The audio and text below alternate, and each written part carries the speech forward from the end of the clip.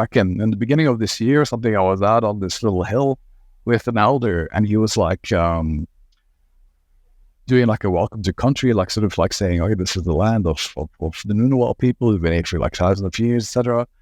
But then he sort of said, he also like sort of cast away like sort of evil spirits that could be holding on to people, and almost like felt like something removed from me in a way, which is kind of, I don't believe in that kind of like level of spirituality, but that aside, he said that like country looks after people like that are not even First Nation. So it's like that everyone who's like travels, passes through here or is here for temporary, like the land actually cares for you. And I was like, holy shit. Like, I didn't realize that. Like, why would they look after some random Belgian dude who moved here like all these years ago? And I was like, that for me was such a beautiful kind of thing to realize. Not that shapes everything that is in that book, but that was quite a big thing for me. And like I mentioned before, like that when I was painting about that house kind of structure, and like, so when that guy was saying these things, we were on top of this hill nearby, and all the hills in Canberra where I live have this kind of structure on it to demark like these peaks, and the structure of the hill was like this. It's actually like the shape of a house. So I was like in this spot having this kind of epiphany, and I was like, holy shit, I'm actually in this shape of a house, but there's no walls in it. So it was really strange, this kind of coinciding of like thematically that hard back to stuff that I was like painting like 20 years ago. And it's like, that sort of, I belong here in a way. There's like this, I still haven't quite worked it out, but it was just like, and now like looking back, the book sort of has like 10 years of my life here, like all this time, I didn't really know, but like the landscape was actually like looking after me and my family.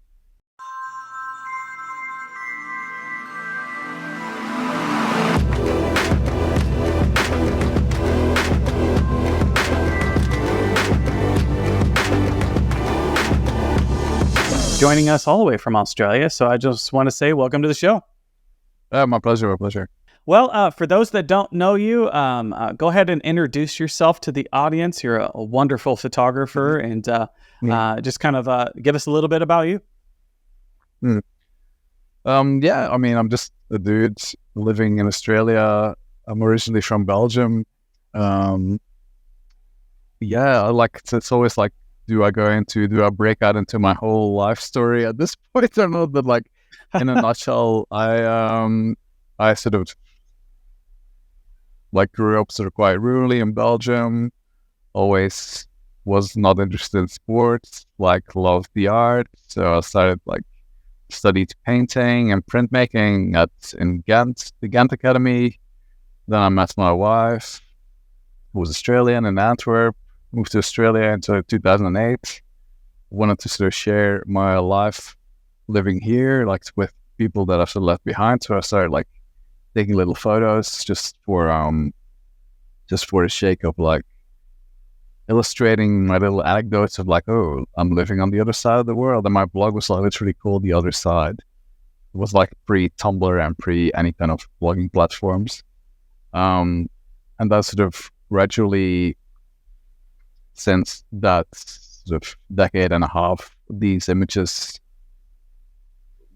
which were initially quite sort of illustrative, really became like more autonomous and like became more important, and just merely showing like, oh, look at this dude who moved away from home. Like, yeah, so, and that's what I've been sort of doing since forever, really. Like, but I mean, thematically also, I feel like I still do exactly the same, like since I was like maybe like 12 years old, and like drawing stuff. Like I'm like thematically working with the same kind of things in a way. So I always try to be very in line with things that I've like instinctually I've been drawn to. So if that makes sense. Of course. It's yeah. So you've always been into kind of art, and you did painting and printmaking. When did you get into photography? Yeah, well, the photography. I mean, I've picked up a camera like before. I moved to Australia, but it's sort of cemented itself much more into my practice when I sort of moved here, like because it was like an easy way to just like take a photo on my little Lumix and save to web, throw it on the blog. I'm like, hey, there you go. Like, there's a bloody parrot in a tree, you know, like, or something exotic, you know, like it's like a colonial kind of thing almost. Like it's, oh, look at this is my new life. It's all different, like different nature, different birds. I'm like, but it was never like an ambitious thing. Like initially, it just like sort of grew to being something like quite substantial to how I navigate to reality here. Yeah. But to me, it's the same thing. I mean, it's not really, I don't really find there's like a clear demarcation between like, oh, this is like how I paint or how I draw, or like, I mean, to me, it's all in the same realm. It's just like making stuff and just thinking about things through images. So it's not making stuff because and thinking about things. Yeah. No, I know it's true though. You know, I'm a master of eloquence, I have to say. I mean, No. As far as I tell people all the time, because I love analog photography. That's part of the reason I like analog photography is because you're making a thing, you know, and it's something about digital sometimes just feels artificial. It's not like you're making anything. Mm-hmm. And so, like, to me, that aspect of making a thing and thinking about stuff is you said it's not eloquent, but I would say it was. I think it was exactly. No. I think that's the exact way to say that. So, go. I'll take it. So let me ask you this: you started with were you always doing analog photography? Is that an important part of your process? Oh, I'm not even like it's something that I do, and I'm not like particularly like, oh, analog photography. Let's just fuck out. This is what it's about. Like, I think it's great. It's just a way of doing stuff. But I mean, if I had like $50,000 to burn and I could buy like super high-end digital gear and like maybe I'll be doing that, you know. It's just like you could still make horrible work with analog photography, you know, like I just see it all the time. It's like, oh, look, I've got some expired film. I took some horrible photos like with my dad's Leica. It's just like, it's horrible. It's horrendous. And please don't show it to me. You know, it's just like there's just no guarantee. Like there's a sort of there's this like renaissance of like oh no, because everyone like losing their mind about like, oh, it's AI and we have to pick up analog cameras and it's going to be so much better. As just anything that's like would not be allowed, shouldn't be allowed to be turned any digitized or published online. I mean, it's what people just like rejoice in the fact purely because they have grown up completely in a digital age that is like the novelty of that. It's like outweighs the content, and it's just like, it's about the fact that it's an analog thing, but it's shit. Like, I mean, I don't care. Like, I do. Like, I understand there's lots of like film purist people out there. It's like, it's film. It's like, I really don't care. Like, it's like, this is what I'm doing currently, and I like to do print stuff in a darkroom, but it's just like, I'm just aware that there's just no guarantee for anything like an outcome that is good because it is analog. You know what I mean? 100%. I think it's a great tool. It's a great tool in learning. It's a great tool in learning if you want to teach people about photography. It's like, let's go back to how people have been doing it for like over 100 years. Like, it's great. But, you know, it's just like, there's a whole discussion always like, what's the camera you're using? What, you know, it's just like, I don't mind talking about gear, and I enjoy using really nice cameras, you know. It's like, I love it. And I think it's this sort of common denominator between photography. You can talk to I could talk to any photographer, and it's like, you also use a device. Like, let's talk about your device, you know. It's like, this could be like a wedding photographer, or it could be some guy who shoots obscure foreign movies or something. It's like, what kind of lens do you use? Like, how's the bokeh, you know? And so it can have nothing to do with like thematically or conceptually with story, but it's like, oh, you're also using a device with the lens. And it's like, oh, that's I mean, it's yeah, but it's not. It's really not what it's about. I mean, but people like it's like sort of makes people feel comfortable. It's just like because I get so many questions like, well, what are you using? Flash? What kind of camera are you using? It's like, but people like think like if they buy the same camera and buy the same flash, maybe they could go make my photos. It's just, or make someone else's photos because they what kind of paper? What is is this like? I mean, I say this like pretty much like once a week. I will use this analogy to someone. It's like going to a restaurant. It's like having amazing like food. It's like, oh, this cook must be using this amazing furnace. Like it's to produce this food. It must be like an aga or something with like charcoal like, sourced from some valley in Norway or something. Like like stoked in the Balkan or something to produce this succulent meal. It's just like it has nothing to do with that, really. Like in essence, that's nothing to do with that. But I mean, that said, I'll contradict myself many times in the students' conversation. It's like there's definitely something of the camera that will dictate some kind of outcome, and that contradicts what I said. Like, I mean, there's definitely some cameras that will contribute something to what you're trying to do, but it still will happen. And this is kind of where my original question was kind of pointing to is I've been talking to lots of different photographers, and some shoot 4x5 large format cameras, and that dictates a lot of their process. It slows them down, and they shoot only a few, and so each one actually is very thought out, and so it actually leads to the way they create, and also to the way they're kind of interact with the space.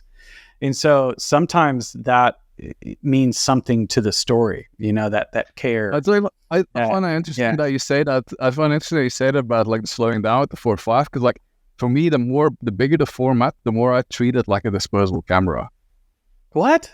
Like if I'm shooting 4.5, I'm just gonna like. Do you shoot it from the hip? I shoot handheld, or like I'll just like. Wow. Because it has that the thing is it's like, oh, the 4.5, let's work on my composition and like let's fine tune it, and maybe a bit to the left a bit. What's the depth of field? Like where's the light? It's like, I mean, and it becomes this kind of like circle jerk in your head of like, what have other photographers done in the past? I'm like, let's look at with my loop again at the ground glass, and it's like, like it's just like, no, I can't. Like it's just like, it. Like I'd rather be composing like something very pressy on like a little 35mm or something, or on my phone or something, and take time to do that. But it's like if the format dictates that sort of slow approach, I'm gonna be very mindful about it. I'm gonna be like, no, this is what the device wants me to do, and I'm not gonna play with it. So I've actually had this conversation too with some people, and this idea of a camera being a window to a perspective or a mirror for oneself. Which one would it be for you? What do you mean, like a window to reality? Another perspective, yourself. Like so some people think of it as a way of kind of transporting to a new particular perspective, because a camera is once again is a box. It's a lens pointing at something, and you're framing something up, and some people use that to present a certain perspective. Maybe it's an outside view, maybe it is coming from their own personal point of view, or they're just trying to take a step back and show people what they are, or some people, they see it as a way of reflecting on oneself, kind of seeing it as a mirror. Like you're pointing it out and you're taking images, and when you take it into the dark room and see them all hanging there, you almost see a snapshot of yourself, like you're looking in the mirror. And so I'm kind of curious, you're like, it's less about the gear. Then what is it for you? Is it like a window, or is it a mirror for you? Yeah, that's a good question. I mean, it's I think it's both, obviously. Like it's I'm just like always really aware of like sort of my own bias. I'm like, it's just like, um, so I'm always trying to depersonalize my work as much as I can, which is impossible, But I'm always trying to like when I see what I see, like that I'm creating like this kind of when I'm trying to see that I'm creating like an aesthetic, or like when I see that I'm getting too comfortable with something, or like then I was like, no, I'm not. Like I'm trying something else. Like this finishes for me. Like I'm like iconoclastic in a way. If I feel like this is becoming too comfortable for me, I need to switch it up. I need to change it. When I was painting, I literally like set paintings on fire, like in my studio. Like it's just like it's so easy to become, and especially if you're thinking like commercially, like getting recognition. Like it's so easy to say, "Oh, I developed this kind of one certain concept." And it's like I'm shooting to the brief, and people see, this dude or this person makes this kind of work. Let's make more of that work. And like, that's the person who does this work. Like, this is about that. Now let's just keep doing that, indefinitely, forever, And that's how lots of people operate, and that very successfully. But for me, that doesn't really work for me. Like I try to sort of not get too comfortable with stuff that I do, and like if I just try to destroy my own kind of, or just see the idiocy and when things become a bit too, I don't know, if you develop. I mean, but obviously, if people will look at my works as like art, there's definitely like an aesthetic or like a style or something, But it's just I try really hard to destroy those things, and try to like try really hard to embark on new territory, and that is both in looking through that window as in looking at the mirror. I try to I mean, we're all sort of in this together. Like we all like are different expressions of the same kind of human thing, So you can be like hyper egocentric and like looking at what's in your head, and I've done that for many years as well. But it's just like for me, photography is like a way that I like navigate both what's in my head and both what's through the window. But I want to sort of push that envelope quite a bit, like say like, well, what can we do with it? And like, I mean, one thing that I can't sort of shake is like the use of like flash, like strobes. I'm just like, that's like an addiction that I have, because it's because it disrupts what's there, and it gives me like this. I also call it like lighting in a can. Like I just like I could put light in a place where there's no light. But then to me, that's like a forensic kind of thing. Like I can just like document this, and it's sort of, to me, it like depersonalizes things. Like it's like, because I shoot the flash, sort of, to me, it's like this kind of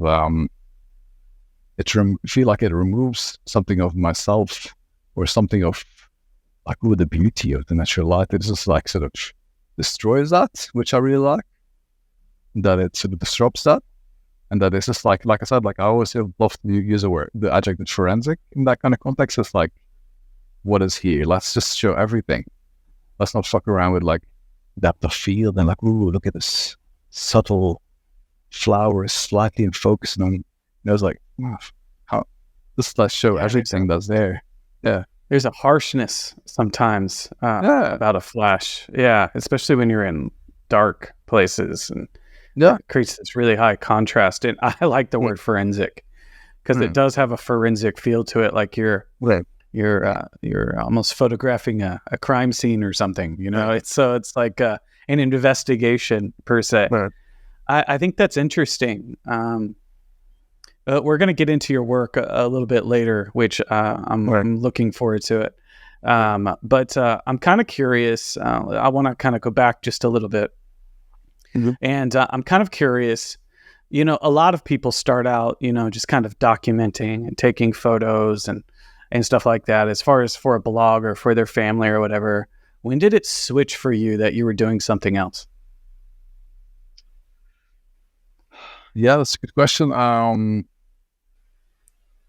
don't know. I think it was like my sort of learning of like sort of the understanding of photography was just went like hand in hand with sort of like becoming a bit obsessive with it, like just like because I had no one like sort of teach me what is aperture, what is this, and like when I sort of started learning those things, and then I was like always I seem to start at night when like been same with like when I was painting, like going out with my easel at night and like sort of revealing light that's sort of barely there, and with the camera you can do that with like low exposures, and that was like really exciting. Like just like let's walk around suburbs with my tripod and just like, ooh, what kind of lights are going to come out? You know, it's just like, and became just quite a compulsive thing to do. Like it's just and then you just like take everything into account that like sort of I learned in painting and like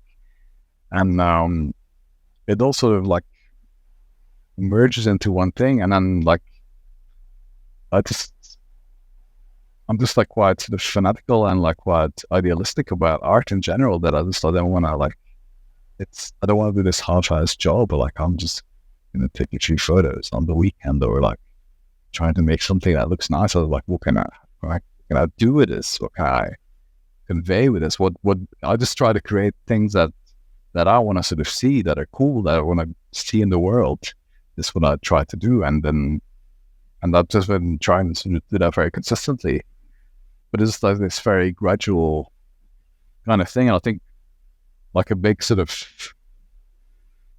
shift, I suppose, came with like printing, like in the darkroom when I was printing color, actually before I was printing black and white.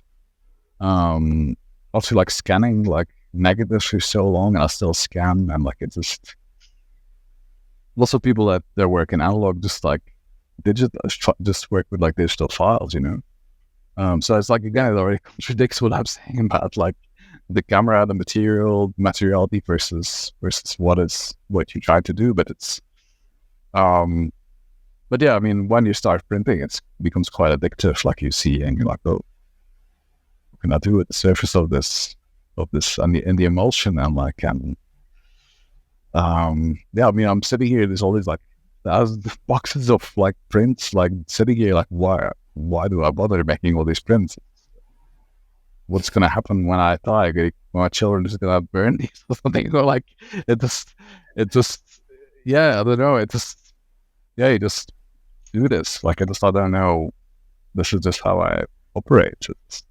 Well, if they don't want them, send them my way. I will. I will take them. And I'm sure some people in this audience are like, you know, like, no. I think that's, I think that's interesting what you're saying there. It's you kind of become obsessed with it. It's just something that you do, and I hear that a lot for people. I ask people, I was like, hey, when did that switch in your head that I'm not just a photographer, I'm an artist, I'm trying to deliver concepts? Was there a project that stands out to you that you go, I can build on this, and you just kept going from there, or was it just you just started to put things together and make books, or how did that happen for you? Did you and part of this question is did you go to class? Did you take classes for this or go to school, or are you all self-taught? Which I think both is amazing, but yeah, I don't know. There's not so like, I mean, like to me, it's lots of like my sort of heroes and like my references are still like in painting rather than photography. So it's like I had this sort of because I was like painting when I was studying painting, I was like painting, like I was literally going out to my easel and painting like streetscapes, or like breaking into like abandoned factories and like painting like these like ruins of like industrial age and stuff. And that was what I was doing in painting. And at a certain point in time, I sort of felt like I ran out of places I could like walk to with my easel, my canvas and my oil things. And then I was like, what am I going to do now? Am I going to go take photos of things and paint the photos, or am I going to sort of try to create things out of my own head? And then I had this teacher who was like sort of quite influential at that point, who was actually like painting this, like he was quite he had a lot of issues, and he was like sort of trying to externalize them through his painting, like these kind of naive, kind of grotesque, like torture scenes and like sort of Christian references and stuff. And I thought it was really interesting. That was someone who was like trying to like depict what was in his head just through images. So I started like looking very into my sort of my subconscious and dreams and stuff. And I sort of developed a few things, and I sort of ended up on this kind of concept of like the archetypal sort of shape of the house as like for that to represent like sort of how that is what we sort of are. Like, I mean, the your upbringing, your paradigm, that was all sort of encapsulated in that conceptually for me. And I kept repeating that. Like, I just stepped by another painting of a house and like a skeleton of a house. And I was just like, and I got a bit of recognition there at some point. Like, people were like, this is the dude that paints the houses. And like, that's what it's about. And I got too comfortable with that. And I was like, holy shit, I'm so sick of this. This is like what I do. And it's like, I can't paint anything but a fucking house. So at that point I said like, because I want to do something else. I'm tired of this. People are just, it's a school. I believe in this. And I just stopped doing that. And I said from that moment onwards, like everything that I do from this point onwards, I want it to be its own thing. Like conceptually, that it doesn't need like a series or like a whole, like an artist statement, or like I just want this image to work in its own like kind of world, in its own kind of like universe, really. And I think that's something I really sort of adhere to some extent. It's like, when I make something, I don't want it to be part of, this is like a project, or this is like, I mean, this, despite having made these books, like, you know, I just like try to approach each image as like, this is its own little thing. And this is going to work with its own little principles. And it should be able to be taken out of context and placed in a gallery or placed in a book or whatever. And that I would just want that to work. And I don't want it to be like, oh, this is like part of this kind of narrative, whatever. That's something I really still strongly believe in. Like, so there's no like particular kind of series that would like propel me into this or something. It's just like, I just want to make stuff that works. That's a long answer to, yeah. No, it's different. It's different. I haven't heard that before. That like a lot of people, especially photographers, we think in series. We think in a series of images. And so to think about just one image, it's very painterly approach, you know? Yeah. And so it's it's obviously things are going to coagulate, you know, things are going to stick together, like inevitably, because I mean, it's true person that makes it that has similar experiences, but it's like, but I find it like, I always struggle with series. Like it's like, is it like, this is shot in one location, that's a series? Is it shot in a certain time period? Is that a series? Is it all the portraits I've taken? Is it all at a certain time of day? You know, like, it's like, oh, do I go somewhere specifically to shoot the series? Like, it's, I always find that it becomes, I mean, that's maybe like an intrinsically photographic thing, but I'm just like really aware of that, like that it's like, because to me that sort of implies that there's going to be good images and bad images. There's going to be some images that are just like, oh, we need to include these ones because they're part of the series, but they're actually not so good, but we need them for the series, you know? Like, I just want to make, I only want to use the stuff that I think is good. I don't want to like, oh, these are the weaker brothers that we like bring into the mix to make the series work. I don't know. Yeah, you know, yeah, it's interesting. I've been on this journey now for a little bit, and so I hear different ways of thinking about it, and some people equate them to notes. Sometimes you have quiet notes, sometimes you have loud notes, sometimes you have very powerful, then you have something very subdued, and they're trying to take you on a visual journey through their books. Yeah. But like when you put together your images, are you thinking about them that way? Or are you trying to kind of deliver one feeling throughout the entire book? You have a brand new book that just came out, so I'm kind of curious what your approach. No, I work with publishers, I work with editors. Like Okay. I believe in curation. Like we live in this kind of age where like the photographer needs to be able to like self-promote, make their own books, need to bind their own books, need to be able to sequence, need to be able to write other statements. It's like, what is this? Like, no, they're like, it's like, there are people, No. there are, no, I mean, it's like, it's just, no, I can't focus on all these things and do all these things like to like a high degree. Like, I mean, I've been lucky to work with publishers and editors that say, oh, they know, oh, you can use this kind of paper, or you can use this kind of binding, or let's do this. Like, fuck, let's go. I mean, like, I don't, you know, that's like, I pick my battles, I make images and I can think about them, but it's like, I'm happily handing them over to someone else. It's like, you have a look at this. What do you think about this? It's like, because I'm so close to their work. It's just like, if I go and make series, it's going to be like, oh yes, and this was taken all in the same location. Let's put this one next to that one because it's like, oh, it's a visual alteration. Fuck. It's like, no, I've done that. I've done that. I mean, I've done that. You know, it's like, oh, it's sequencing my own images. It's like, yeah. Oh no, then this reflects back onto an image 2 pages before, and it's like, fuck. I mean, it's not about that for me. Like I love the medium of photo books. I really love it, but I'm not like photo book aficionado. I'm not like a collector of photo books.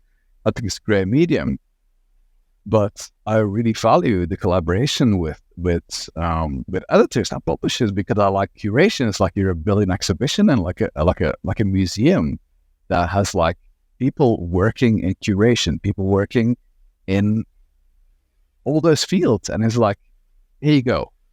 Here's my shit. Can you do what do you do with it? And they throw ideas at you. It's like, beautiful, let's go. Like, and if something is really jarring for me, I'll be like, no, let's not do this, you know? But if I collaborate with people, I feel like I owe to those people to like, for them to be able to spread their wings a bit, like say, okay, this is not what I would do, but like, let's go. I mean, it's still my image. Like if it's on this page or that page, I'm not going to be an asshole about it. I mean, you know what I mean? But I think that to me is really refreshing. That's why the 2 last books I made are very different. Like they're 2 different photographers in a way, you know? And like, and I've had lots of discussion with other photographers like, how could you give your work to someone? And they sequence it, what is this? What is this bullshit? It's like, and I'm completely fine with it. I'm curious about that. I'm kind of curious because that's not every artist or photographer. And I can't think of the word right now, but the only way I could say is you have I don't like the word artistic either, but you definitely are a maker. But you're also kind of detached from it. And can you talk about that? Where does that come from? It's not, because some people look at this as like some kind of sacred process and comes from the deepest part of my soul. But to you, it's not, it doesn't seem like it comes from that. It just seems like no, what I mean, it's all, everything is already from the deepest part of my soul. Whenever I press whenever I make it's all my soul. Me.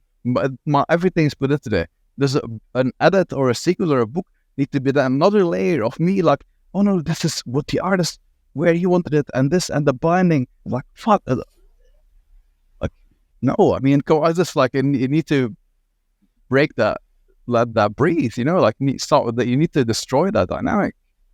For me, that's what I feel. Like, it's like, I can't, like, it just like, it becomes like suffocatingly me, you know? It's just like, I need another perspective on that. Like, it's like, just, because I mean, I'm always working on something else. Like I'm already like 10 steps in the future working on something. I'm not even that interested anymore in this sort of. I mean, you know, I mean, I'll contradict myself, like, and say that's not true. But it's just like, I think it's important to have like other voices in there because, like, especially if like very personal work. I mean, there's lots of. I think you said in the introduction about so visual literacy. You were talking like. There's lots of people that are visually literate, you know? And like if you're very close to your work, you sometimes you don't see things anymore. It's just like, oh no, this image, but someone else is like, oh, actually have a look at this, and in this kind of context, and this and that. And I think that's very important. And that's what I sort of look like. And I mean, it's yeah, I find it very interesting. I mean, that's not said that I will never produce something like book-wise without any other voices in there, like, But at this point in my career and in my life, I was like, I really value having the external input in there, because it's always going to be my work, Yeah, you are I'm kind of curious because a lot of us, photographers, you are a family man, and so now you're doing everything as a unit, and you're kind of having to rely on people to do things and pick up stuff like that. Do you feel like that's where it kind of comes from? You've kind of moved from being. Do you make it sound like it's like a laziness? No, not at all. Not at all. Well, I think, in my opinion, I think the idea of the solo genius is dead. I don't think it's. And people might challenge me in the comments on this, but I don't believe that there's a solo genius anymore. I think we're a product of our environment. We're a product of our influences. We're a product of the people that are around us. And the next great works of art are going to be collaborations. They're going to be these big things where groups of people come together. And I think you are there. You're already kind of there. And I don't want to say it's lazy, because it's not. You talked about something earlier that you said, we're all kind of a part of this human experience, you know what I mean? And so more of those voices kind of just makes it more powerful, and you do that in your books. And so that's kind of where I'm coming from in it. It's like, I'm wondering how you got there, because I've gotten there, because I work in video and film production too, because you need 5 people at least, and so you're always relying on somebody else's skills and their expertise to make something. So it's just a different way of looking at it. And as a photographer, it's really easy to be the solo genius. And I'm curious how you got there. I mean, I'm just being aware of like ego. I think it's just like, I think it's like psychedelics. I don't know. Like, it just, like, it just like, we are so like attuned to like thinking now we're also individually special. Like, I realized that like, when I was like very young, like it just like everything in society is like geared towards like, oh, no, Patrick, you are very different. You lived in Texas and then you lived in France, and like, you're so vastly different from like some dude in Australia who like, it's just a completely different life, it's like bullshit. Yeah. It's like we're like just like literally like this the common denominators are like through the roof, like look at other species, compare yourself to other species. But it's like the human experience, it's like we all experience the same things. There's like little subtle differences, but when we all were born, we all like lose our parents, love, like heartbreak, depression, mental illness. It's like, fuck, I mean, what makes my life so different from anyone else's, really? And do I need to highlight the difference? Is that what my work has to be about? Or do I need to manifest like my own unicity? Is that what I should be highlighting? Oh, look at, he's not, he's a very, very different artist. Yeah, it's like, it's my brother. Yeah. It's just like it seems it's such a rudimentary thing for me. Like it's just being aware of that. You go right to the ego. There's this like awareness. I think it's interesting. Your subject matter is really I think it's really interesting and it's dynamic and I'm kind of curious in my research that you said you were kind of obsessed with magic rocks, and so I'm kind of curious why you were obsessed with the magic rocks, because from what I saw in the series it was fossils, and I grew up in Texas. Yeah, I grew up in Texas, and we have this this query in Glen Rose, Texas, and it's basically you're walking amongst fossils all the time. Right. And so we always just looked at them as rocks. But you went to magic rocks. What is so magical about that? Why? What is it about? I just had like at some point, like my father-in-law who lives there down the coast, he like showed me this ocean like on a shelf basically, which is just like completely saturated with fossils from, if I'm not mistaken, from like Devonian era, which is like 200 million years ago. I was always aware that fossils exist as a thing, but I was like, I had this kind of epiphany, like sort of seeing like literally, I'm sitting here actually, like it just like see like there's this kind of shell sitting inside this rock, and I was like encountered all these like, it looks a bit weird, but I mean like we've got heaps of them around, but it's just like it was like insane that I could like I actually went to town with like a little hammer, and I was like breaking up these rocks, was but disrespectful actually, like in a context of like First Nation culture, and like, but I just went a bit berserk, like unearthing all these like fossils out of rocks, and I was like, holy shit! Like, I mean, I'm holding something in my hand that is like 200 million years old, and like I'm never gonna like that's just the deep time kind of thing like really hit me. It was like, holy shit, humanity, everything. It's just like, I mean, just like the whole thing with like space and the vastness of space. But I mean, yeah, it was very sort of incredible. Like whole like, because I mean, if you think about it, every bit of dirt outside, they're all microfossils. You know, I mean, we're made of stardust. You know, all this kind of bullshit. But it's like, it's yeah. That really was a strange kind of thing. Like for me to sort of, and I'd also like to think about the actual species that are like in those fossils. It's like they weren't like conscious like things, you know, but somehow they are preserved, you know. And then I was like thinking like, what would it take for me to become a fossil, you know, like how can I fossilize myself? And it was like this kind of, that was sort of what instigated my wanting to like dig that hole in my backyard and like sort of lying in it and thinking about that. But like, yeah, I don't know. I mean, and then I was like, when I was sort of photographing this fossil, there was like, I was trying, it's like I was giving visibility to these species that are like since long extinct, and I was like giving them a voice. And then I started like making these like little constructions of like little still lifes where I was piling these fossils on top of each other, and I was like rearranging like time itself almost, like this kind of godly kind of thing almost. Like it was really strange. I mean, but I mean, it's very much sort of like within my own head, I'm sort of doing this, and I just like yeah, because I have these like little obsessions, and I'll investigate this, and I'll like sort of have this kind of scientific approach to it. I'll try to get like very accurate reproduction of these things. I want to draw these fossils, and I'm actually like planning on like now making like etchings of them, trying to even draw them in more detail.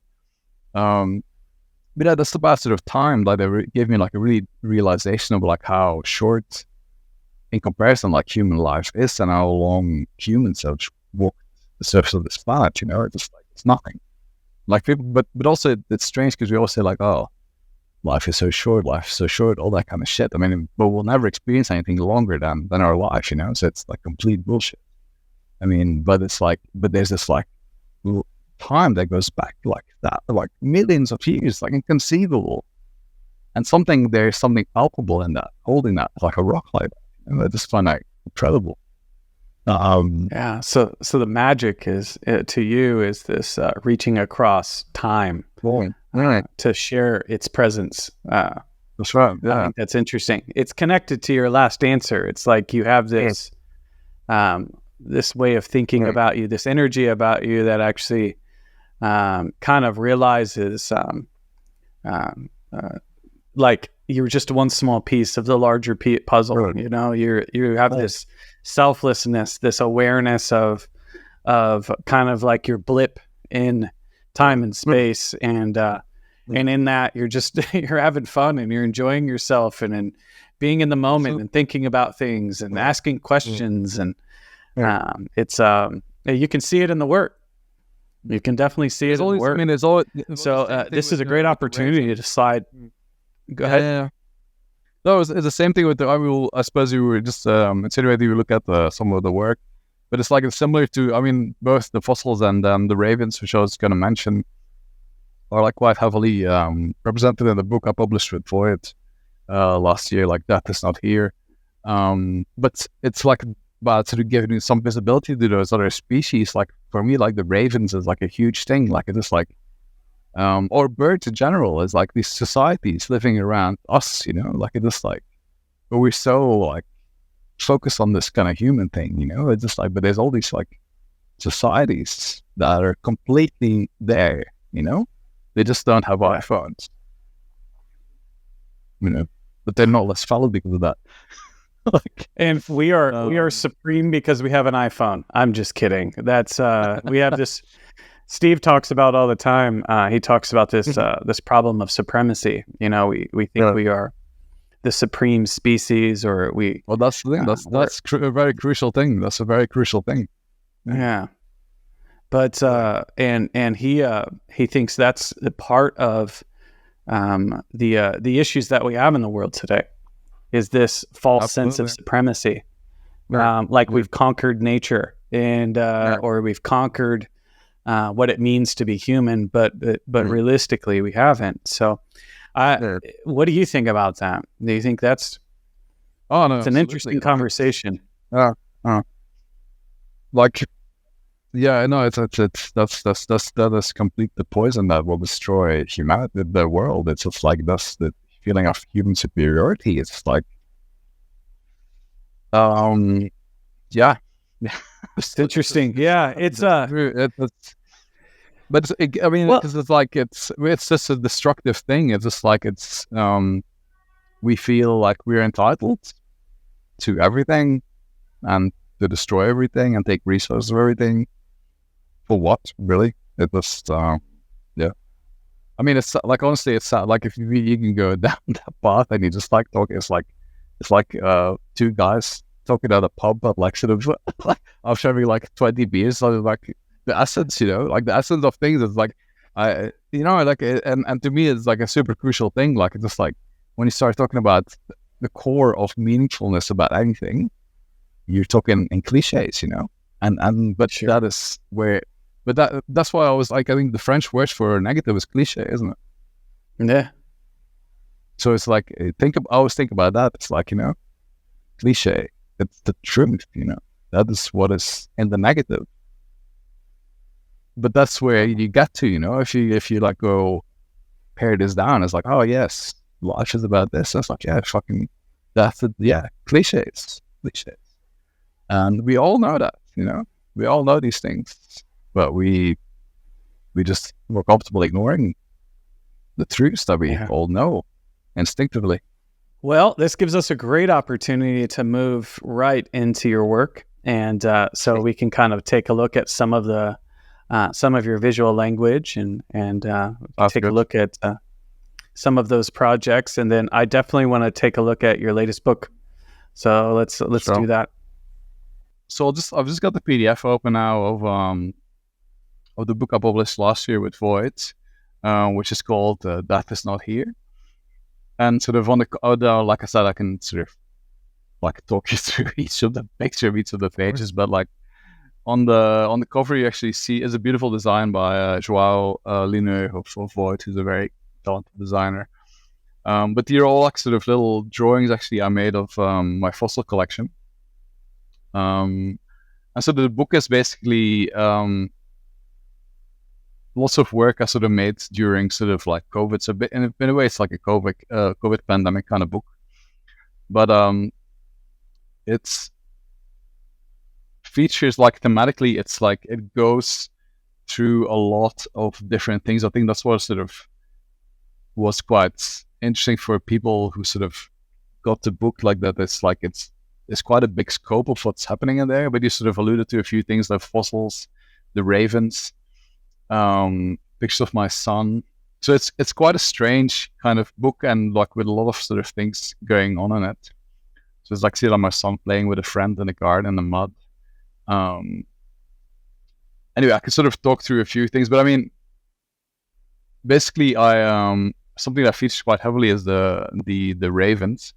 Like my wife is like a quite avid bird watcher, and sort of by proxy, I'm also like a bird watcher, and I started shooting like birds like a fair few years ago with this kind of strange telescopic mirror lens, and I started becoming really obsessed with these ravens in particular.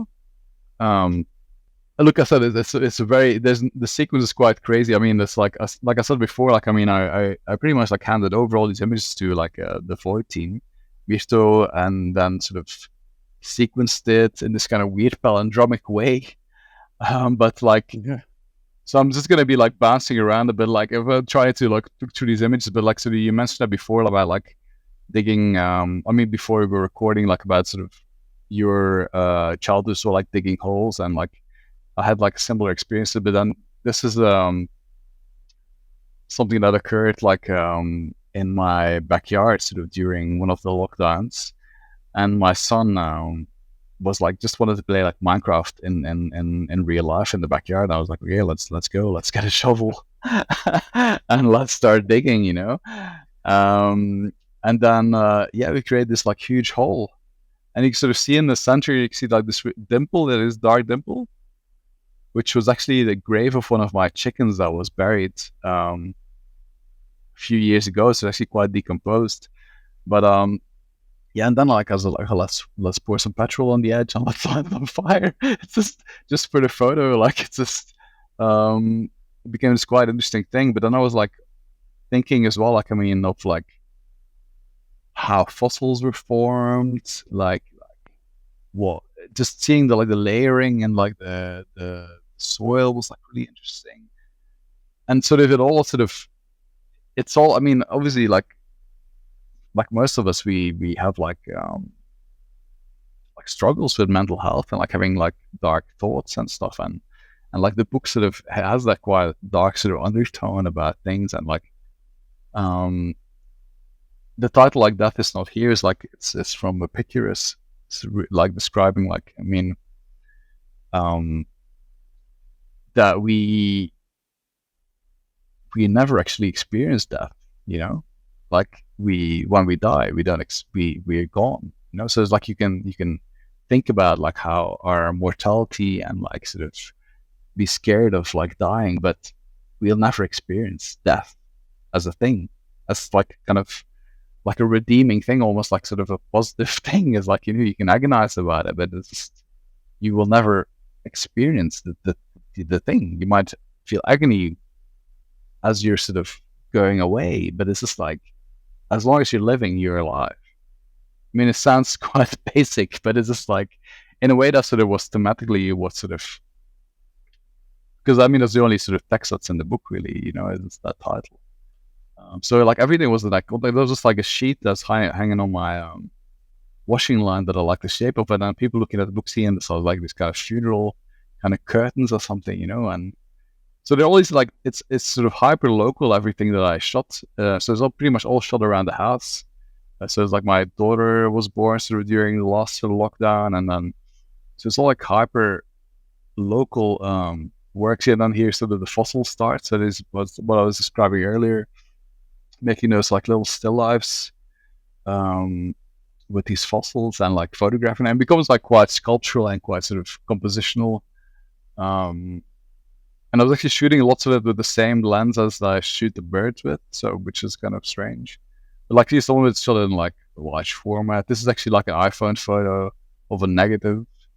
So it's like it's some of that. There's some even like some digital photos in it. Like lots of the work is actually like scans of prints as well. These are just like darkroom prints that are scanned, and there's so much dust on it. See like scratches and all the crap. But this was quite interesting actually. Seeing that's like the only actual sequence that's in it. That's like a run. So that was like one morning I dropped my son off to school, and then there were all these like ravens in the on the oval, and they were like seemingly like attacking these birds that were like lying down. And I was just like there with my camera, because I always have a camera on me, and I was like documenting the scene. I was just like this. I didn't know what they were doing. I thought they were trying to kill some of their own. I said, what are they doing? And I sort of spoke to like an ornithologist later on, and he actually told me that they were like sort of establishing the pecking order. So they were actually like eating like grass seeds, and the young birds were not respecting the hierarchy of the flock. So they were like punished. So it's like, I thought it was like an incredible thing to witness. Yeah. Because like, I mean, during this kind of period, so like digging a grave, like my son, we talked about death as well, what that means, and that's like this kind of coming of age story that's like woven through it, but then extrapolated to like deep time and to the cross species kind of just giving like visibility to that, basically, you know, like this these ravens like really sort of knew me in that time, because I was always there, so they were like not afraid of me. This like, oh, what's this strange dude with this camera again? Yeah, those are like lots of sort of experiments. Yeah, go on. Yeah, I do have a question for you. What is the you know, you're featuring ravens and no other birds. Why? What is it about the raven? Well, yeah, I mean, it's obviously this kind of it's a bird like lots of connotations. Like it's like in Western culture, like it's like it has this quite sort of dark like reference. I think like partly because like ravens used to like travel with the front in wars. They would like sort of follow the battlefield and like just eat cadavers, you know. So it's like quite sort of negative kind of connotation to it, like a dark omen, you know. So like initially when I started photographing them, I also like felt that like sort of, oh, these ominous birds, like what are you trying to say? But like as I was sort of shooting these birds, like it became, I didn't feel that, because I could see sort of their society, and I could see like the young ones, and like, and I felt much more like over tenderness. So it's like completely like changed that sort of preconceptualized idea of like the bringers of like bad tidings. Like it just completely destroyed that for me. So it became this like this little community that I was interacting with, and I'm not one for like to adhere to like conventions or like sort of or just to go with the westernized kind of idea of these birds signify that, you know. For me, it was about my relationship with these birds, and like I was just like very interested in what they were doing. But it's not like the birds mean this and that, you know. It's just like it was a relationship that evolved during that time, and I'm still like sort of, there's still like these sentinels that because I ride my bike when I ride to work. These birds watch over me. They're there, like, and I'm so like I smile when I sort of see them when I'm driving a car, or like it's the same murder of ravens that are so, like always in that same spot, and they're just like there. They're just like looking out for me, or they're just doing whatever maybe they're just eating like from a dumpster or something, you know. But it just like brings me joy that I'm really aware of these birds. Yeah. So like that, I just like encountering them like flying over. Yeah, I saw on your website too that you also had a series of these birds as well, but you used the title Messenger, and I was curious about that. What does that mean to you? But yeah, I mean, that's the thing, is like what that I think that's just like the messenger is like, it's just what are they trying to say? Like I think I wrote all those descriptions on my website like in a sort of in like one go. I was like, I need to provide some content. So I was like, I don't know how accurate that term is, but it's just like, but it came to you though. Yeah, no, for sure. I mean, and they do like but I really like, I think sort of sentinels like, or like sort of friends, or like, I don't know, I feel like they sort of look after me, like, and I'm just like aware of them, and that's like sort of what they, and there's something about it. There's just like very intelligent birds. Like it's, yeah, I don't know. I still feel like quite obsessed with them, to be honest. Like it's like I'm actually sitting here. Like I mean, I keep going through the book. I mean, there's lots of like see, like it's sort of thematically, it's sort of really built up like beautifully how it was sort of sequenced. That it sort of ends back where it starts. Like but there's just like a lot of work in there. So this is actually like the route I travel to work, and then they were like eating like a kangaroo that died, you know. So it was just like the circle that sort of come to full completion, almost like sort of death giving life again, you know. And there's something sort of morbid about it, but actually quite beautiful, and also like thoroughly Australian. Yeah, Of course, Mm. that whole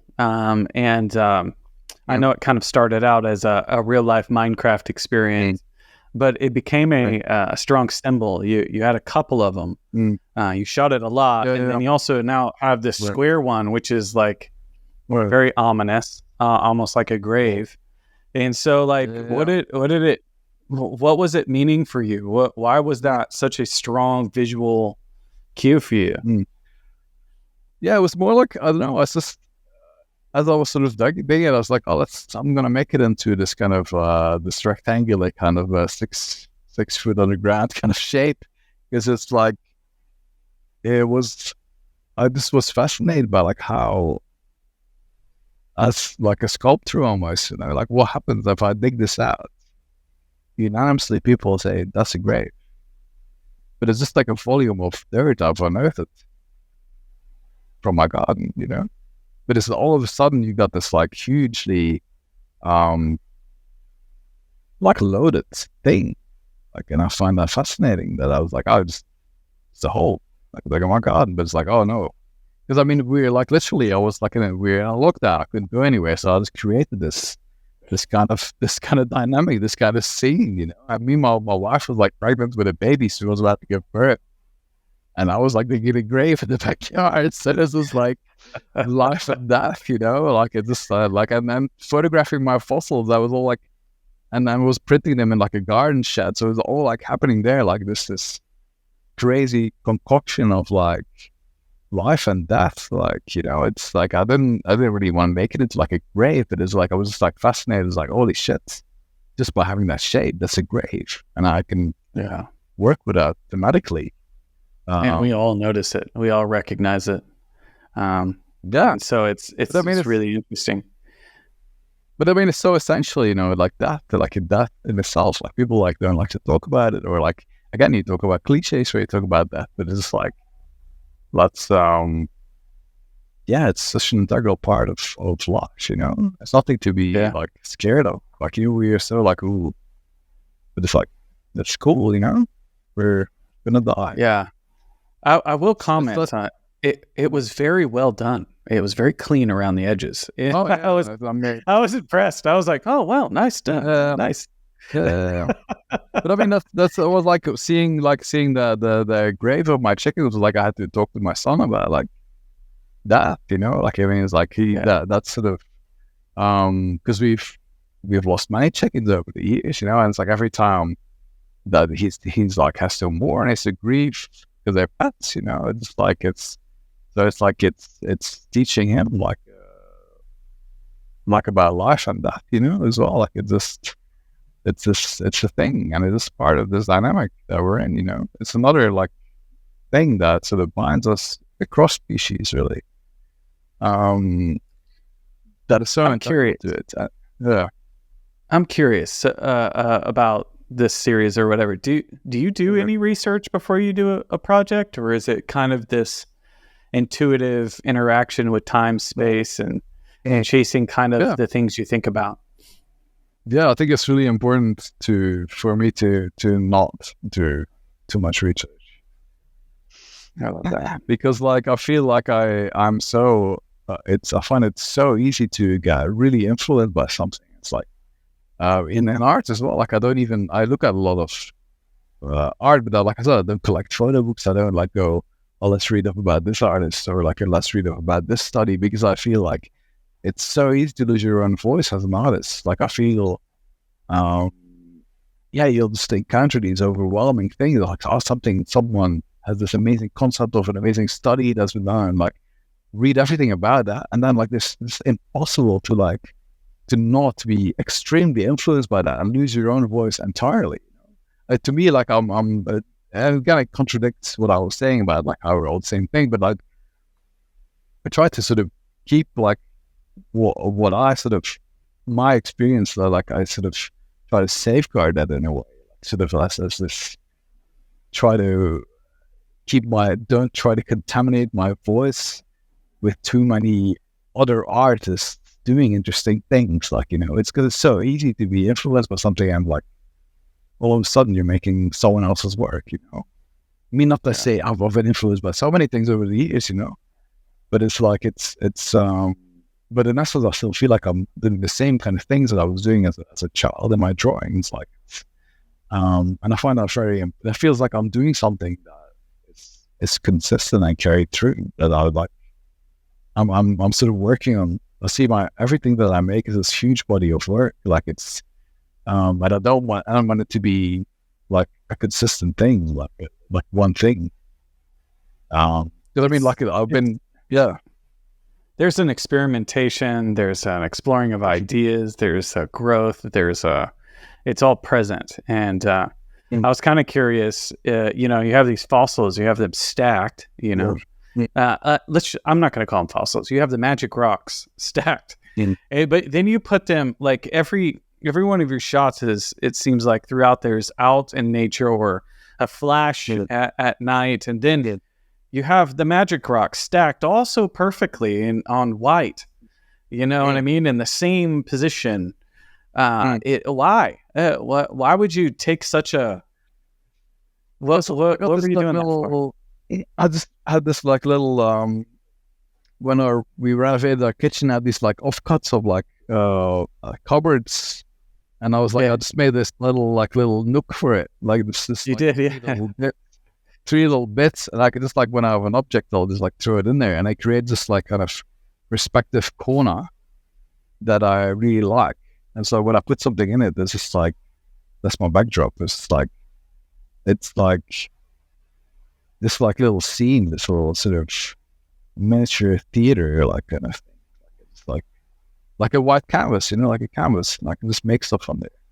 So it's always like sitting on my table outside there. It's just like it's always there. Like it's like if I find something, I'll just throw it on there and I'll photograph it, because it just provides like a neutrality. Like I say, it's like I always try to create some kind of like an objectivity, or like sort of like a forensic kind of viewing point to sort of try to remove a bit of Van der Waals from it, like this.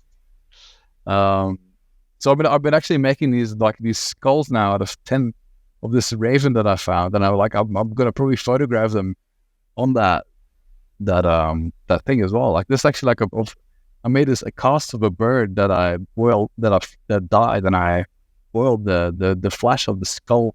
And then I made this like thing I've been working on for 2 months. I made all these skulls. Like what? I don't know why.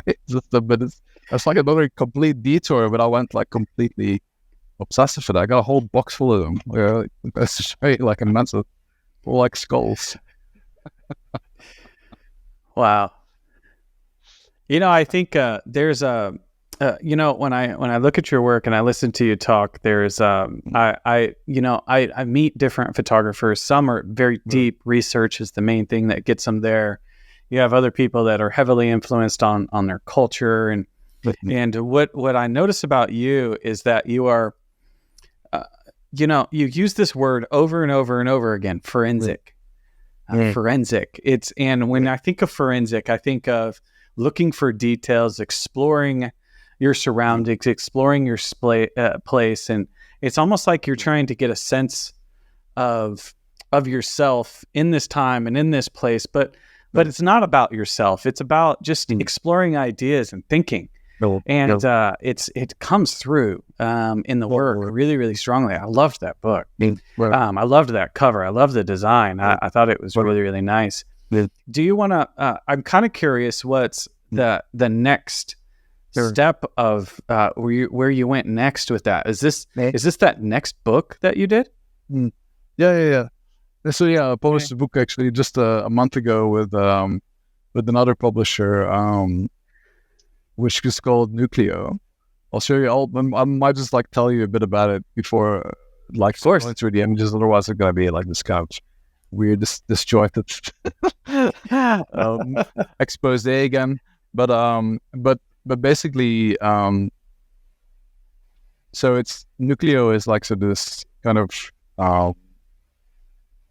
story in a way. I mean, it's not a story, but like it shows like images of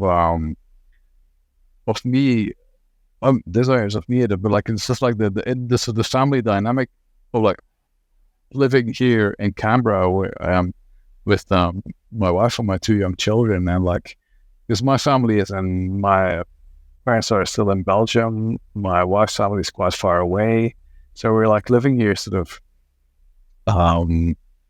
not like completely by ourselves, but it's just there's definitely like a sense of like isolation that we're like we have to just sort of do it by ourselves. We can't just sort of like some family look after kids or something, or like my mom to bring me some leftover lasagna or something, or like it's so we're very much sort of like on our own. And I've been, because I shoot like all the time, there's something that I've obviously been like documenting for like all this time, and I wanted somehow to like encapsulate that in like a volume, just purely even for the sake of my children and my family, to as like a legacy kind of thing, almost like it's just like a family album basically.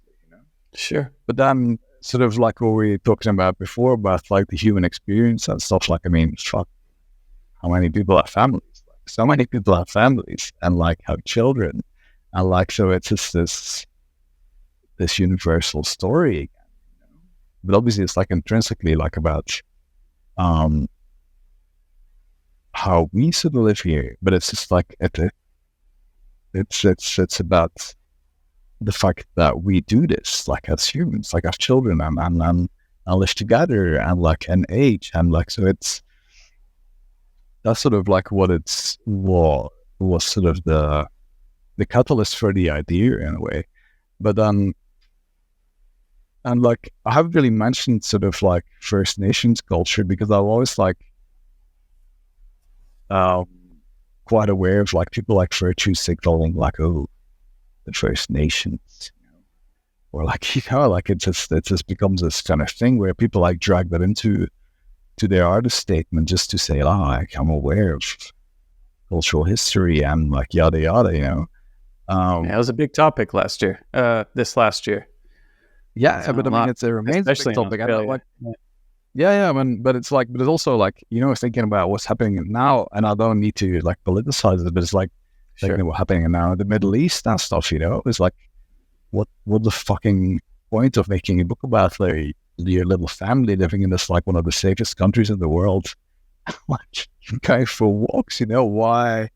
And I've been thinking a lot about that, just like why even bother with that in a way, like just like but in a way, I don't know, it's just something I haven't even sort of come to full circle, like what I'm thinking about it, but it's something where I'm aware of, like that. Yeah, just came out with all the stuff happening, and it's like I speak from like an incredible privilege in a way that it's like that I can do that, and I can live here like sort of without my children getting like killed or me, like it's just like this.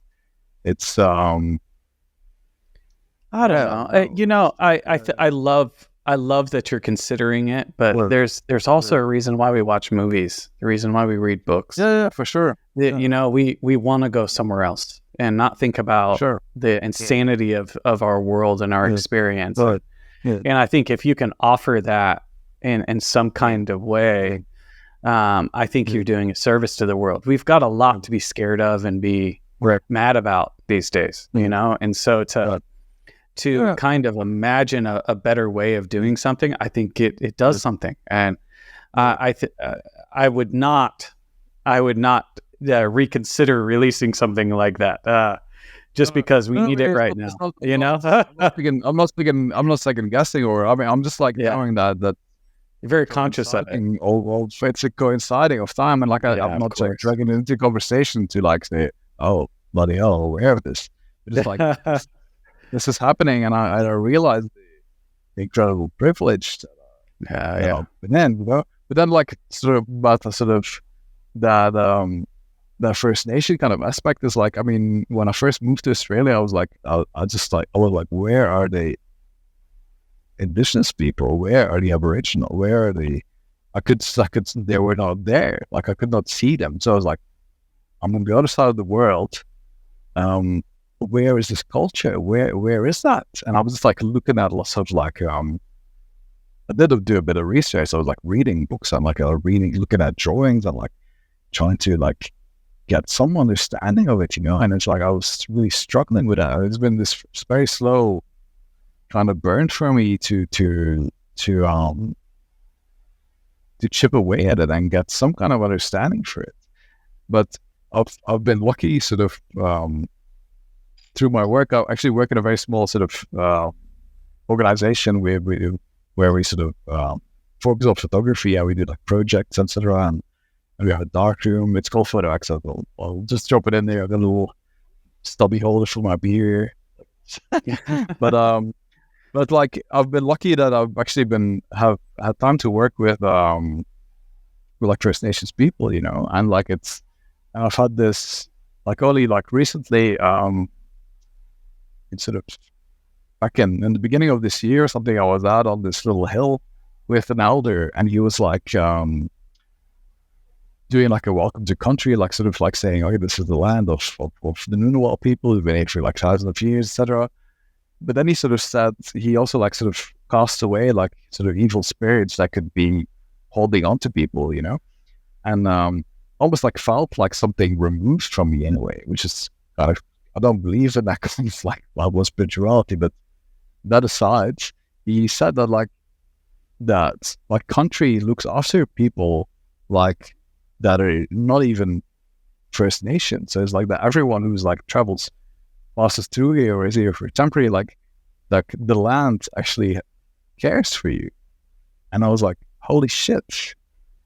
Like I didn't realize that. Like why would they look after some random Belgian dude who moved here like all these years ago? And I was like, that for me was such a beautiful kind of thing to realize. Not that shapes everything that is in that book, but that was quite a big thing for me. And like I mentioned before, like that when I was painting about that house kind of structure, you know, and like so when that guy was saying these things, we were on top of this hill nearby, and all the hills in Canberra where I live have this kind of structure on it to demark like these peaks, and the structure of the hill was like this. It's actually like the shape of a house. So I was like in the spot having this kind of epiphany, and I was like, holy shit, I'm actually in this shape of a house, but there's no walls in it. So it was really strange, this kind of coinciding of like thematically that hard back to stuff that I was like painting like 20 years ago. And it's like,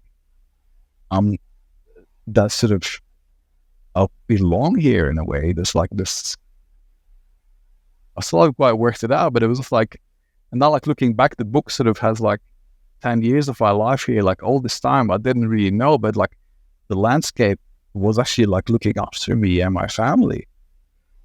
And I've always been like really drawn to landscapes and paid close attention and sort of been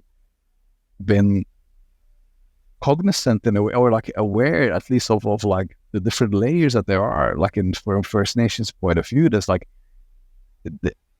there's so many layers to like reality that we just don't see as white people. So it's like, and without even me wanting to know exactly what it is, I just like, holy shit, this is a landscape that I sort of see, but actually it has depth to it, you know? And that's why, again, my forensic thing is like, let's try to create an objective image of this. And then later, maybe I'll be able to go back to that and like, actually, oh, this and this, I can now understand these things in it, you know? So it's like, I'll try to create these kind of depersonalized things for myself, like documents, you know, that I can go back to them, and like when I develop a deeper understanding about things. But like I said, it's not about like, I'm not just trying to do virtue signaling with like, oh, First Nations, but it's just like this kind of a genuine like interest in like there's things there that are like real completely to these people that we are completely clueless of, you know? So I'm just in this kind of space where I feel grateful for like getting some kind of awareness about it. But it'll always be like sort of chipping away at something, you know. It's fascinating. But anyway, like that's sort of like the book is actually like built, and I'll show you in a minute. So I might this is probably a good cue to jump into it. So the book is actually like was so it's published by Area Books, and was like I was working with a publisher called like Laura Ann Kaiser, who had some great sort of inputs and ideas in like the binding. And I can show you the physical copy because it's quite hard to explain. But basically, the sequence goes like chronologically, sort of 10 years since my son was born. He's actually turning 9 tomorrow. I mean, yeah, so that's 9 years. So it's like goes through images like from all that time. And I was shooting color much more back in the day. So it's like yeah, I mean, there's a lot in it. I mean, there's a lot and lot. It's like 230 pages, probably like a couple of hundred photos in there. So yeah, just like quite sort of tender moments, and then like sort of juxtaposed with like sort of like the landscape, basically, that I've encountered in these times. I think it's like a barely used PDF. Some of these books and some of these photos didn't make it to the. But see, like for example, like this is like one when we had like bushfires sort of at the end of 2019. And like, so you can sort of see the sky, for example, in this photo, like it's quite sort of polluted by clouds. And then this was actually like a controlled burn where they actually First Nations people like are employed by the fire department to like help burn, but according to like traditional ways of like land management. Yeah. But obviously, like the fire, I mean, the fire is like a fascination of me that sort of was evident in the other book as well. But that's all like very close by, these kind of things, you know. It's just, but so yeah, the book folds out, like the spread you're looking at now is actually like about a meter in width. So it's like this kind of, I'll show you the actual book in a second. If it makes sense. But yeah, there's like lots of just like moments with like my partner. See, that's my wife Celia on the same walk. So the book sort of reveals like different parts of like particular series. So it's like you see like this image, and then like it reveals moments shot in the same kind of instance. But it was like quite confronting for me for us basically to see this book in its entirety, because it was like sort of 10 years of my life sort of summed up. But I don't know if it makes much sense to looking at it at this kind of scale, but yeah, I mean, it's already like I can sort of drag the Anthropocene in there, you know. Like I mean, it's just we're living in obviously like a climate kind of emergency. So this was like when my mother was visiting from Belgium, and she's watching like a fire that got out of control, like in this industrial estate with my son, and then and there was like other people like watching that like on a hill. I thought it was like quite incredible like kind of scene. Like this kind of threat, you know. It's like, I mean, obviously like you said before, like this we need like beauty to escape to in this idyllic life. But I mean, not even like nothing is just like 100% idyllic all the time. There's always like going to be like ups and downs with anything, you know. So there's always like moments that are, I mean, it's not that apparent like this is dark or this is bad, but it's obviously like a mix of things, you know. Like for example, I mean, look, if you want to talk about like technical things, I was shooting color and actually forgot I had a yellow filter on my camera, which was a rangefinder. So my son is also wearing completely yellow. So it's just like, and it was also like the sky was completely covered by bushfire smoke. So it was just like, we just like put that in as I was, because that was quite fun. I see like here once my chickens in the bath.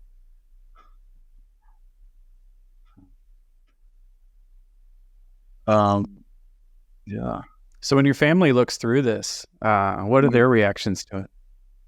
yeah, my partner was quite sort of quite emotional about it because I mean it's just like it just shows you it's like quite confronting. Just like see 10 years of your life in like a volume, you know. It just like brings up so many things. Like, um, yeah, I mean it's quite like I said, it was quite important for me to sort of see this in one kind of publication. Um, but yeah, I'm like no, there's not a single photo of me in it, but I mean it's obviously about me as well, and to be part of that Of kind of same course. dynamic. Um, This is the window and the mirror. yeah, that's it. Yeah, yeah. I'm kind of curious too. Is you know, you were doing a lot of this photography originally for your family and stuff like that. What do they think about your approach, your style? Do they are they Yeah, I mean it's just like in like levels of embarrassment with how big a camera I hold around, flashing everyone from behind. It's just like oh no, don't take the embarrassing camera out, like don't the take big the one, or like embarrassing care? yeah, Oh, yeah. If I'm yeah. walking around with like a strobe and like a large format, I just like walking around suburbs. It's They're like, there's dad but yeah, again. Yeah. that's it. Yeah, yeah, yeah. But I Yeah. mean, like for example, something like this is just so surreal. Like you know, this one point in time was this cloud in the sky that looked like this weird, like this strange shape. You know, it just like it's yeah, it's still this like surreal kind of things that come into play with it and within that dynamic. Um, but still, it's quite early days. It's only sort of been out for like a month. I'm still like sort of getting my head around it.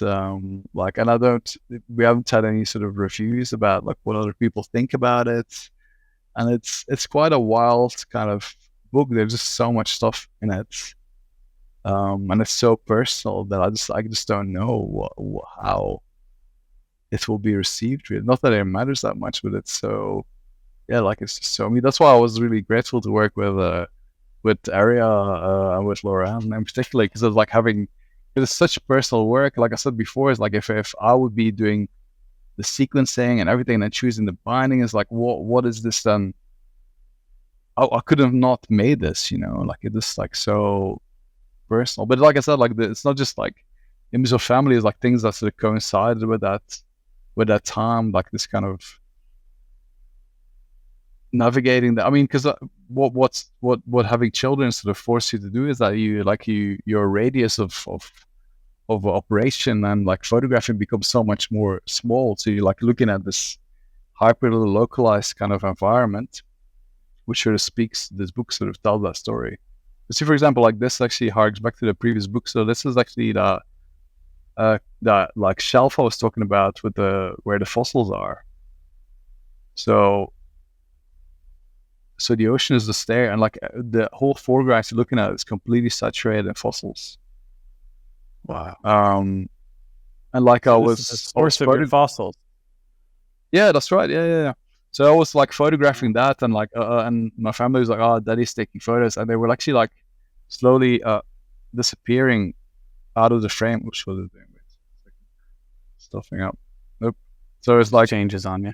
yeah. So they like actually walked away from me. And I was like sort of shooting that, and I was like, I felt like I was actually like disappearing in time, in a way, like the fossils, like you know, this became this little blip of like my wife walking away there in the distance.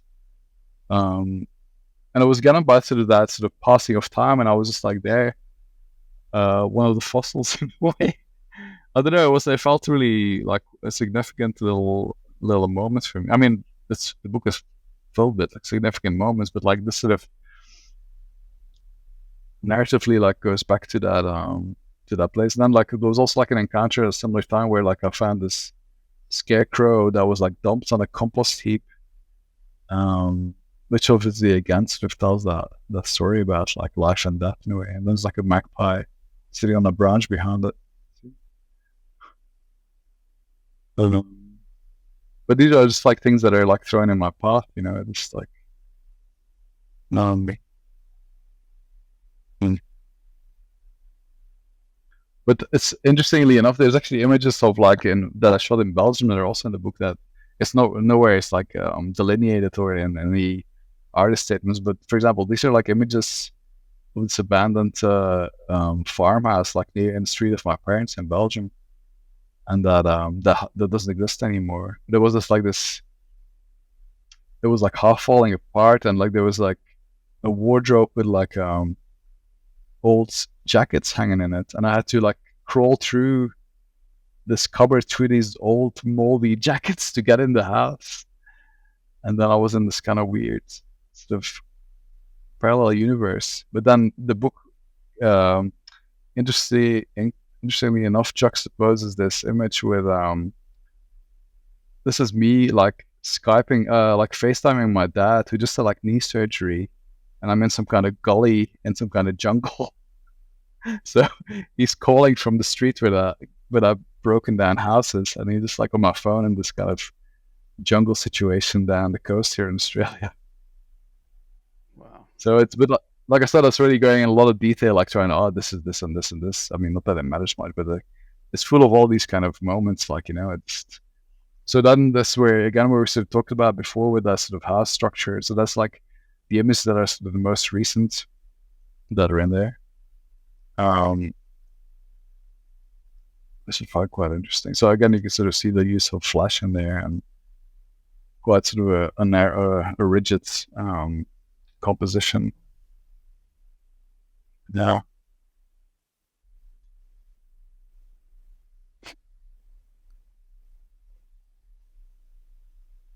so you're like, for example, here they were actually like there was like actually a fire burning. You can sort of see the smoke sort of behind here traveling, and then you can sort of see it carried through in the next frame. Because obviously we're heading now into summer now, so like bushfire is like a really like a big kind of thing here. Like with like we'll have like 37 degrees Celsius tomorrow. So like if there's winds, if there's fire, that's like it's just so part of the ecosystem. Yeah. So when you think about this book, what do you hope Yep. people see when they look at it? I don't know. You don't know. No You idea. just Like I Yeah, said, it's like it's- I make, and in first instance, like I just make this for myself. Like I just like it's for me, it gives me a lot of it reduces anxiety for me. Like that is somewhere that's sort of preserved. You know, I think that's how like curation is like it's someone pays close attention to this, and someone this is put together. This is like held together. That is like that's really ticks all the boxes for me. You know. Yeah.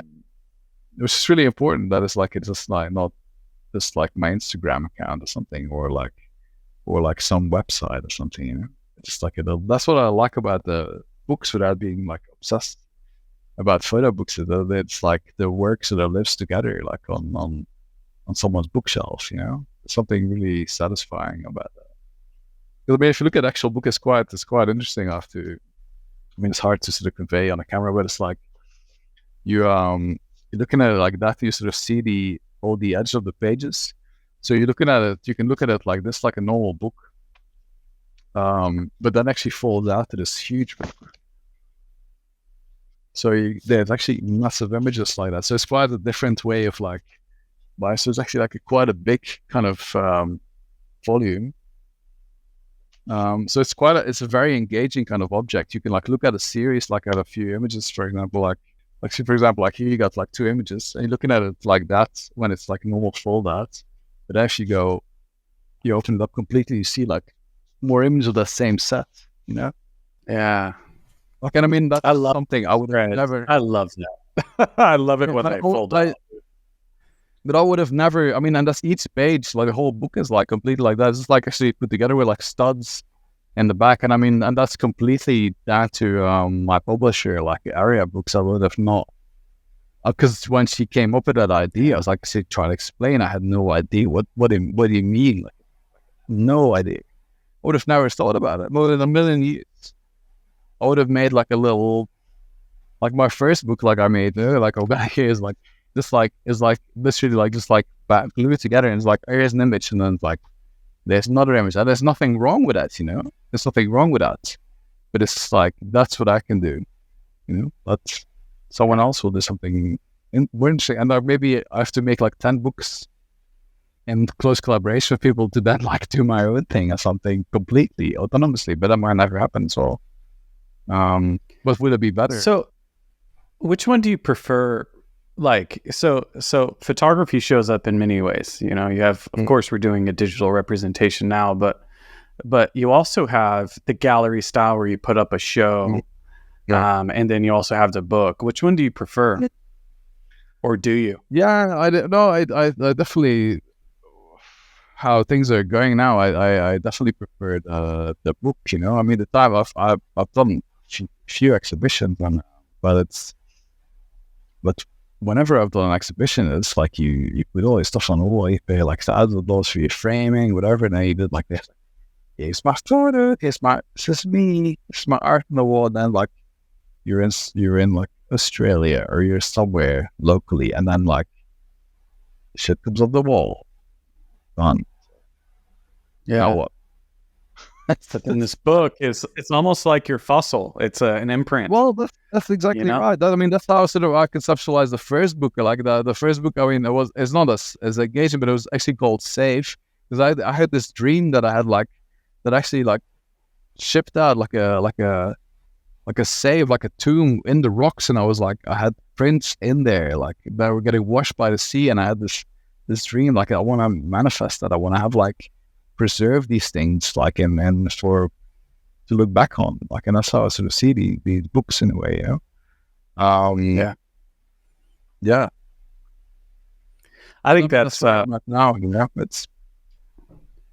it's as far as like there is a clear difference, it's I think a lot of photographers are becoming bookmakers to a point, because they can kind of tell stories through a book, and it's tangible. It's what I love about photography, especially making a thing, is that you get to touch it and look at it and get close. Cool. And sometimes when it's on a wall, you kind of lose that personal kind of attachment.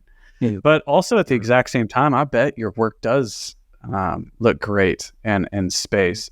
When you do put it in space, how do you think through it? Do you like to do large prints, or do you allow kind of a curator to kind of put it together?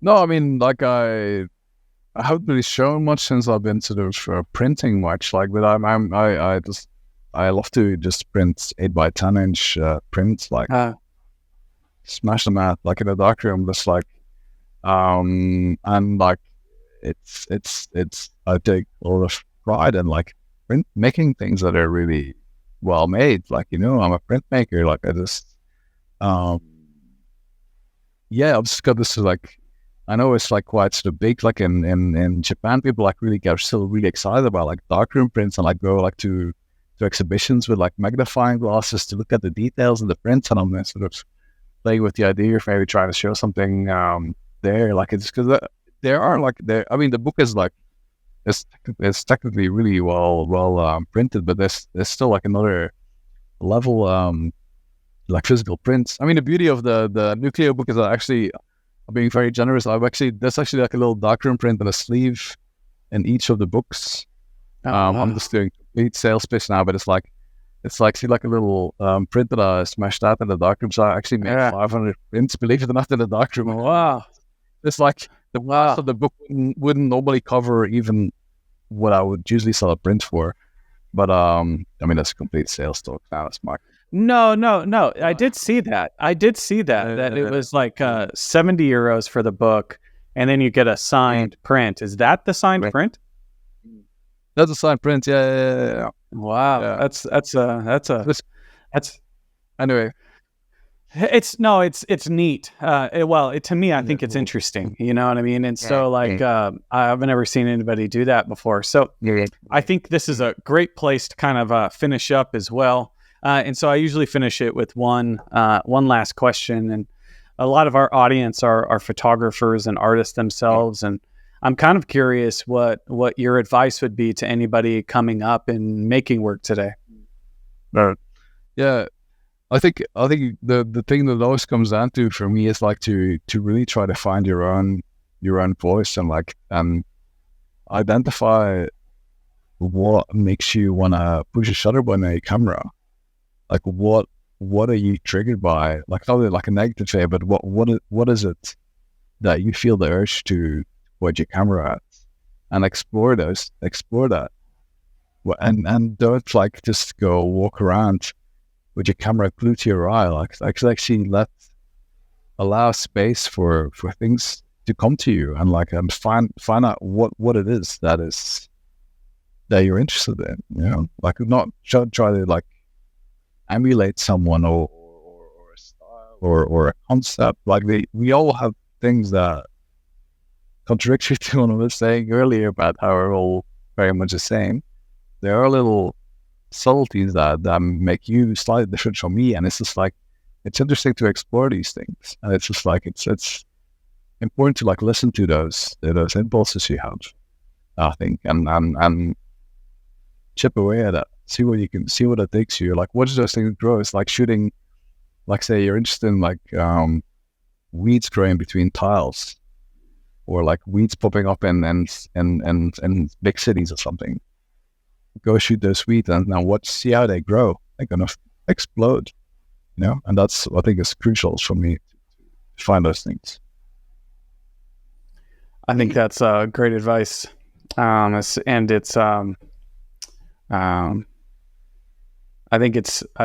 a really good thing that you said there, which is figure out the reason why you want to pull the shutter button. I think that is really, really good. So with the final thing is how can people find you if they want to interact with your work? Just my website or Instagram, or shoot me an email. Okay. My name.com. Yeah. Okay. Your name.com. Yeah. That's great. Awesome. Well, thank you so much for joining us today. It was a wonderful conversation, and I love your the way you think about photography and the way you approach the medium. It was really refreshing. Thanks, Patrick. I enjoyed it. Cheers. And thank you, everyone that have joined us and made it this far on our show. If you like this content, please like, share, and comment down below. And as well, if you want to support our program, we also have a Patreon at patreon.com. And if you feel that you want to contribute to this and keep us going, join us there and become one of our members. And thank you so much for joining us on The Urbanaut. We'll see you next time.